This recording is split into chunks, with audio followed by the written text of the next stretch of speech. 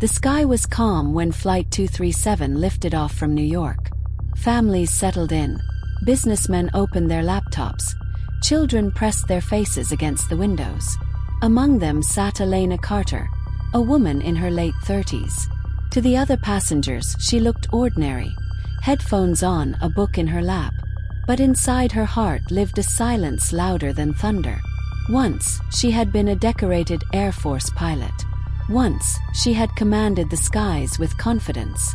But life had beaten her down. Years of failures, guilt, and mistakes had made her quit. She was flying today not for glory, but to escape the city that reminded her of everything she had lost. At 32,000 feet, the calm began to break. The captain's voice came over the intercom. "Ladies and gentlemen, we're expecting some turbulence. Please fasten your seatbelts." The cabin rattled, a nervous laugh here and there. But within minutes, the laugh turned into gasps. The turbulence grew violent. The aircraft shuddered as if caught in the fist of an angry giant.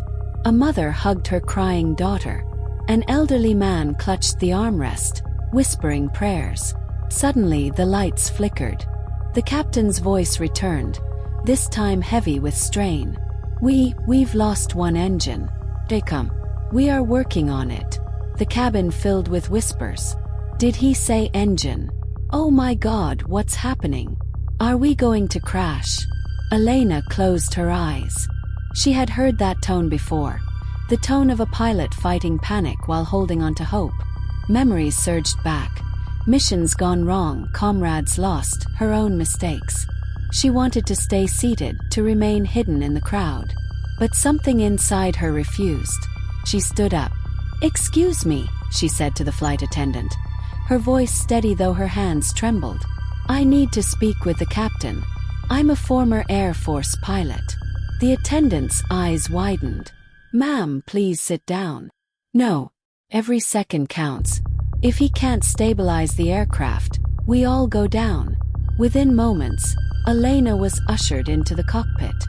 The scene inside was chaos. Warning alarms blared, lights flashed. The pilots were drenched in sweat. One engine was dead. The other coughed like a dying beast. The captain turned, desperation in his eyes. "Who are you?" "Elena Carter. United States Air Force, retired." "Let me help." The co-pilot hesitated. "Captain, we don't have time to argue." The captain moved aside. "All right. Show me what you've got." Elena slid into the seat, her hands finding controls she thought she had forgotten. But as her fingers danced across switches and gauges, it was as if the years melted away. Instinct returned. Training resurfaced. Her voice grew firm. "Lower altitude. We need denser air for control. Diverting auxiliary power. Brace for turbulence." The aircraft plunged. Inside the cabin, passengers screamed. Oxygen masks dangled, children cried out. A young boy clutched his father's arm.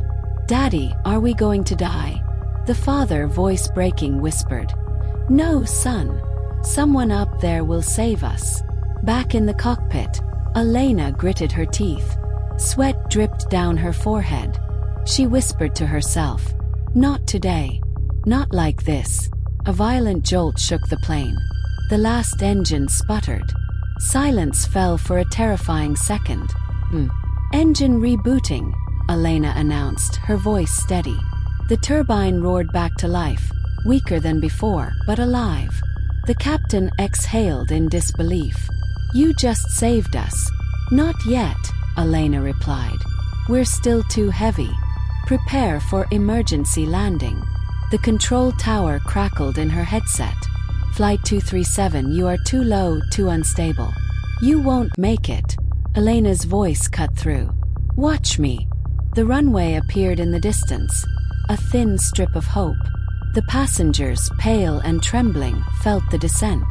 Some prayed, some cried, some simply held hands in silence. "Hold tight," Elena commanded. The aircraft groaned, metal screaming as wheels kissed the ground. For a moment, it seemed the plane would tear apart. But slowly, painfully, it skidded, dragged, then came to a halt in a cloud of smoke and sparks. Silence, and cheers, cries of joy.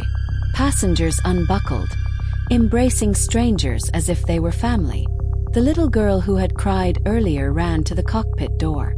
"Miss, did you save us?" Elena knelt down, her voice breaking. "No, sweetheart. We saved each other." Outside, fire trucks and ambulances rushed forward. The passengers descended, trembling but alive. Reporters would later call it a miracle. Experts would analyze how the impossible became possible. But to those who were there, it wasn't about engines or numbers or machines. It was about one woman who refused to surrender to her past, who found her courage when it mattered most. That night, Elena stood alone under the open sky. The stars looked different, closer somehow, brighter. For years she had believed her life was nothing but failure, that she was defined by her mistakes. But today she had learned a truth she would never forget. You are never too broken to rise again. Even the darkest skies can reveal the brightest stars. And sometimes, ordinary people become heroes.